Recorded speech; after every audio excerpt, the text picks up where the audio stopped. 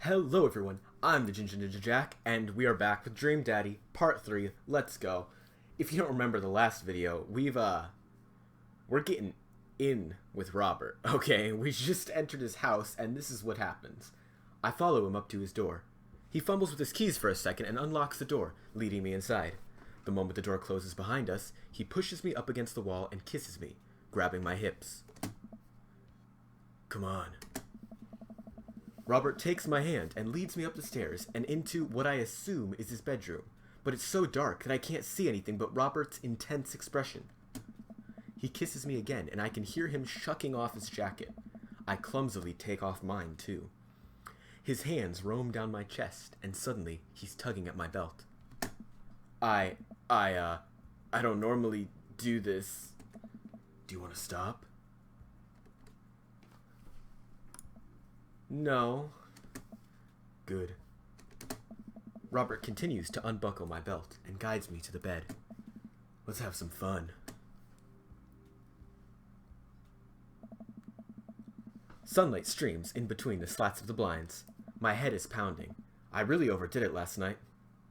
Wait a minute. This isn't my old house. Or my new house. Oh, right. I look around for Robert, but find myself alone. Hello?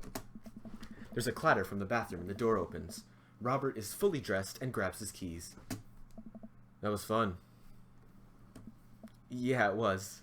Oh. You should go. That's certainly not what I was expecting. I don't even remember if this is the same voice I was using for Robert. I've actually already forgotten. It's been like 2 days and I've forgotten. Well, talk to you later?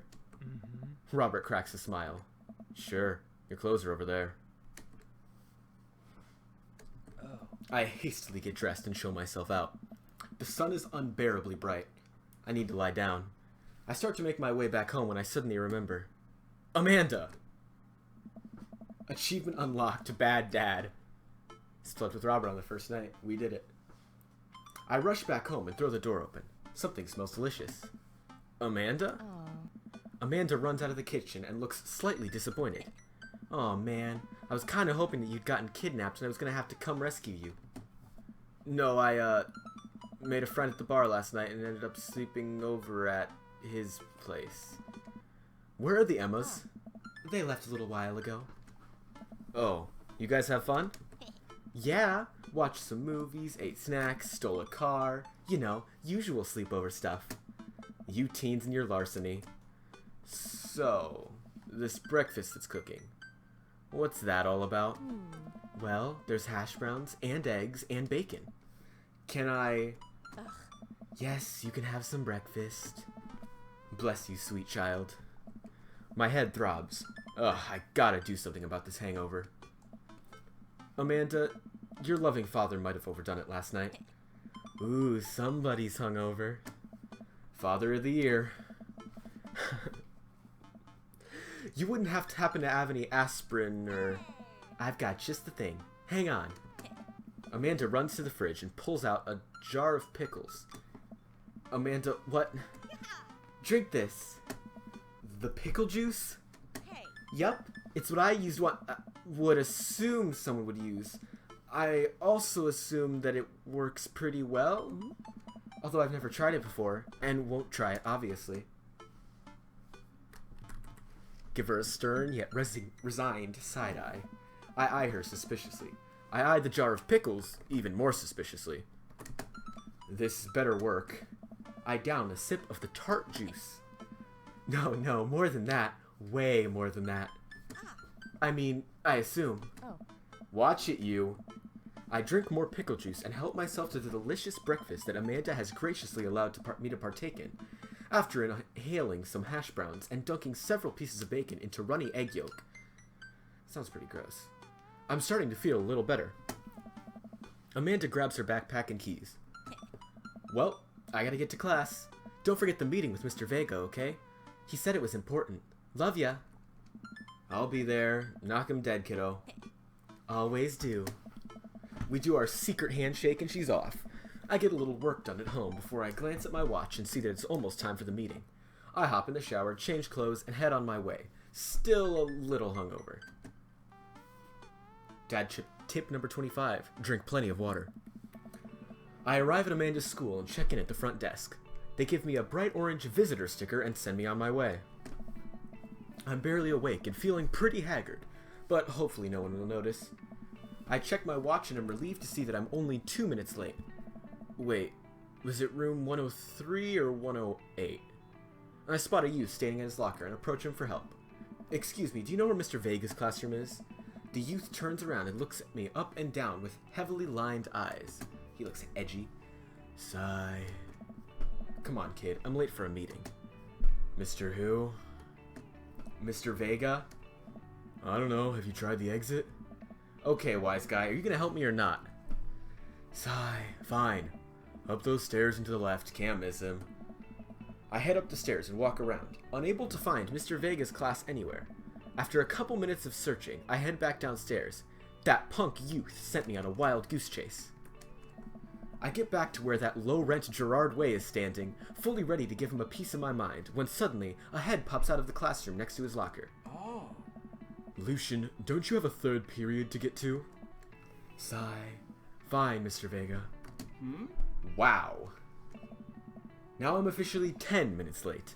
I glare at him as he walks away. We're not cool. You must be Jack. This period's almost over. Would you mind waiting in the back? Oh. This isn't even close to Ray's voice, because Ray's the one who voices this. Whatever, I don't care.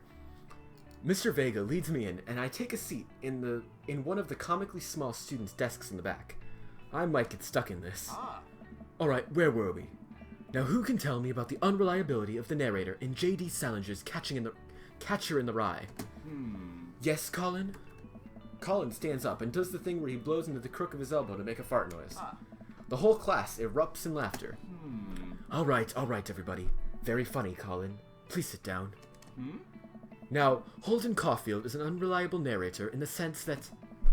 The bell for the end of the period rings. All the students immediately get up and make a break for the door. Sweet man, Shago. Remember to do the reading and answer the response questions on page 194 in your textbook. Nobody's listening. Or not, I guess. Mr. Vega turns to me and sighs. Middle schoolers, right? Don't you teach high schoolers? Both. You know, budget cuts. Right. Thanks so much for coming in. No problem, Mr. Vega. Oh. Please, call me Hugo. I don't normally do these impromptu parent-teacher meetings, but as I'm sure you know, Amanda's a very bright student, and I'm concerned about her recent behavior. What's going on? Amanda has never been the most engaged student, but I know she cares. Recently, though, she's been falling behind. She's not completing assignments and has been doing rather poorly on tests. I'd normally chalk this up to senioritis, but... This is strange. I thought Amanda always shared everything with me. It hasn't even crossed my mind that something might be wrong. I just wanted to ask, is everything alright at home? Well, we just moved recently, but it was only to the other side of town, and Amanda was more excited about it than I was. See if you can talk to her about it. I know she values you a great deal and would appreciate your guidance. If she hits words. If she keeps heading down this road, I know how important art school is to her, and I would hate to see her miss out on an important scholarship money that she clearly deserves. I'll make sure to talk to Amanda. Thanks for letting me know, Hugo. Hey. Anytime. On my way out, I stop, thinking for a moment. I turn to Hugo. Hey, Hugo? Oh. Yes? They ever catch that rye? Yes. I leave the classroom and make my way out of the school. I'm still a little bit in shock that Amanda was able to hide this so well from me. She's always been such a force for positivity in my life, especially after we lost her mother. Amanda must be done with classes for the day by now. I'm sure she would appreciate a ride home, and maybe I can talk to her about what's going on. I pull up to the carpool, and Amanda hops in the passenger seat. Yeah. So, did you have fun gossiping about me? Mr. Vega and I actually just gossiped about our celebrity crushes. So you talked about Mario Batali the whole time? It was a very productive meeting. I'm pretty hungry. Can we grab some dinner? Sure thing. Let's go to the mall food court. Yeah. Does that sound good to you? Yeah, sure. Why the mall? Geez, can't a dad take his daughter to the mall? Will you buy me things? I will buy you a thing. Singular. Sounds like a deal to me. Oh. We drive in silence for a short while. Amanda plays a game on her phone. Well, I should say something. You know, sometimes when a kid gets older, they find that they have to keep things hidden from their parents. And that's okay, because sometimes that's what kids do. And that's okay. But also sometimes it's good to have the parents' perspective because, you know, maybe the parents have dealt with similar situations. And maybe they're a little cooler than you give them credit for. Anyway, what I'm trying to say is that it's good to share. Love you. Have you been reading my tweets? You have a Twitter? What? Never mind. Look, sweetie, Mr. Vega said that you haven't been participating in class and that you're not turning things in. Oh, I'm fine, Pops. Senioritis and all that. I thought you liked Mr. Vega's class. It's fine. He's fine. We pull up to a stoplight and I eye Amanda. She's still texting. I want you to know that you can talk to me about anything. Uh-huh. I can tell that whatever it is, she doesn't want me knowing about it. That's frustrating. I heard Emma R. is going to that fancy art school in California. That's exciting. Yep. Are you bummed that you guys aren't going to the same school? Yep. Amanda keeps texting. She stifles a laugh. What's so funny? I don't think you'd get it. Okay. Who you texting? Noah. Who's Noah? My friend. Does he go to your school? Yep. Do you like Noah? What? No. Dad. I can't believe you would... Dad? I mean, jeez. Why would you... Gross. Sorry. Just asking. Dad, he's just my friend. Guys and girls can be friends. He's my friend. Okay. Jeez. This is going well. Well, good talk. Love you, kiddo. She leans forward and turns up the radio. I guess that conversation is over. To the mall, then. Dad tip number 13. Buy quality, not quantity. We arrive at a mall, a big indoor shopping center with a couple different floors. It's kind of dead, but that doesn't stop a mall security guard from yelling at a group of loitering teens. Let's eat something disgusting for dinner. Hell yeah. Language Missy. Heck yeah. Better. We approach the food court and evaluate our options. There's greasy restaurant after greasy restaurant. My heart burns just looking at the menus. Nobody looks happy to be here. What are you in the mood for? Bread dipped in sugar, bread with cheese on it, or do you just want me to inject some fat directly into your bloodstream? I extend my hand to her. Would you do me the honor of sharing some nachos? She takes my hand with a grin. It would make me the happiest, cheesiest girl alive. We order a giant pile of chips and unnaturally orange cheese from a very unenthusiastic and possibly stoned teenager. We take a seat at the rickety table and dig in. These are bad. These are very bad.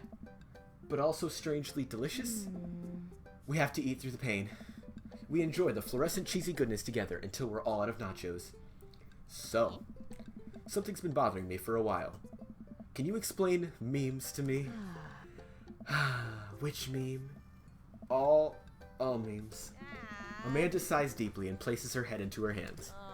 Dad, it's complicated. See, memes are inside jokes shared by a bunch of people that get less funny the more people do it. So the problem is that by the time a meme gets to you, Dad, all us youths have already done that joke to death. And what's worse than that is that movies and TVs and video games will all try to jump on a meme train, but just based on how long it takes to make them, that meme will be very dead by the time it comes out. So it just dates it and isn't funny. Oh shit, what up? Dad, please. Anyway, changing the subject. Where to now? Want to go to that goth store? What? You know, the one that's all black and tries to establish itself as anti-establishment, despite trying to be an exact replication. Wow, I cannot read today. Despite being an exact representation of the establishment. I don't know what store you're talking about. You know, the one where you can buy chain wallets and it's basically an assault on what people fought so hard against in the punk and hardcore movements of the 70s and 80s. Dude, you gotta be more specific. The one you threw up in that one time. Oh, that one! Amanda runs into the store with me trailing behind her. She makes a beeline for the back. There it is! You can still see the outline, kinda. I'm so proud. Speech, Amanda. Speech! Alright, I'll do it if you stop chanting. Amanda stops immediately. I clear my throat. Thank you all for joining us here today to commemorate an historic moment. A historic moment that would forever shape history. On a day very much like today, some 5 years ago, our very own Amanda Ann Gray had too much blue raspberry slushy on an outing to the mall. Oh. After begging her father to take her to Dead Goth and Beyond to buy rainbow suspenders, she proceeded to throw up all over a display of My Chemical Romance merchandise. Her loving father then had to pay for said merchandise, which to this day remains among our possessions. Thank you. Amanda is moved. She begins clapping, slow at first, then faster and more vigorously. Several other patrons turn their heads. One of them also starts clapping. I bow my head. Yes. Oh hey, chain wallets! While Amanda busies herself looking at band t-shirts, I try to find something of interest to myself. Not much for a dad to look at in a Dead Goth and Beyond. Let's look at the band t-shirts, yeah. I barely know any of these bands. Cannibal Bone Party doesn't seem like music I enjoy, but they must be really happy that a retail outlet is carrying their merchandise. I hope their parents are really proud of them. Look, this is very important to me. Is this the edgy dad? Yes, it is. Okay, I can do this. Maybe. I overhear a stifled argument over at the cash register. An older gentleman is carrying a garment and showing it to a bored-looking cashier with pink hair. I can see that. Don't know what to tell you, dude. I just work here. Listen, when I bought this online, the weather said that this... Wow. Okay, words. Listen, when I bought this online, the website says this blouse was Victorian expired. However, when I received it, it clearly held the trademark of Edwardian dressage. Do you want a coupon? I can't give you a coupon. Will you leave if I give you a coupon? Is there a manager present? People have to know what they're buying. I am the manager. I see. Well, it would seem that I've outstayed my welcome. Good day, shopkeep. Your superiors will receive a strongly worded letter by post. Whatever, dude. The man whirls around and storms out, his literal coattails trailing behind him. I can't tell if they are Victorian-inspired or Edwardian in nature. Amanda trots up to me with a t-shirt in hand. Oh boy, here it comes. Oh. Hey, Dadtron 5000. Yes, I'll buy it for you. Wow, that was easy. Thanks. At least it's only one this time. Amanda plops the shirt onto the counter and grins at the cashier. I love your hair. The cashier says nothing and brings Amanda up, radiating hatred. I hand her a 20. So what was that guy's deal? The cashier rolls her eyes so hard, I'm worried she'll pull something. That's Damien. He's in here all the time. He's obsessed with Victorian fashion or whatever. She hands Amanda her bag, and it's clear the conversation is over. We make our way out of the store and head home to get some rest. Amanda and I sit on the couch, trying to find something to watch over bowls of ice cream. Oh cool! Long Haul Paranormal Ice Road Ghost Truckers is on! Your favorite, right? Oh hell yes! They have to make it over the Canadian tundra before the ice road melts, but they're also hunting ghosts. Also, the trucks are haunted. This is an episode I've already seen, but it's one of the best. Callum and Flint Dogbone, the twin brother truck driving and ghost hunting duo, find themselves in the greatest peril yet. Oh no, the ghosts done got out of control of the truck. I can't steer on them there damn ice roads. Let me use this EVP meter to try and communicate with the spirits. Flint, we're about to die. Almost got it. If you listen carefully, it sounds like they're saying, you're going to die. That's because we are about to die, you... This is art. The episode ends, and Amanda excuses herself to go and start arguments on the internet. I stay up a little longer, curious about the exploits of Callum and Flint Dogbone after their disastrous ice road accident. Afterward, I crawl into bed and get a good night's sleep. Dad tip 41. Run through the finish line. And actually, I think this is the perfect place to stop. I know we haven't really had anything major happen, but we did meet Hugo, and we very vaguely met Damien. That's how many dads have you met? There's 7 in the game, I think. Damien, Hugo, Robert, Joseph, Brian, Chris. So I think we're only missing 1 dad. So we've seen 6 out of the 7. We already banged Robert, so, you know, that's a thing. And yeah, I'll see you all in the next episode. Bye-bye.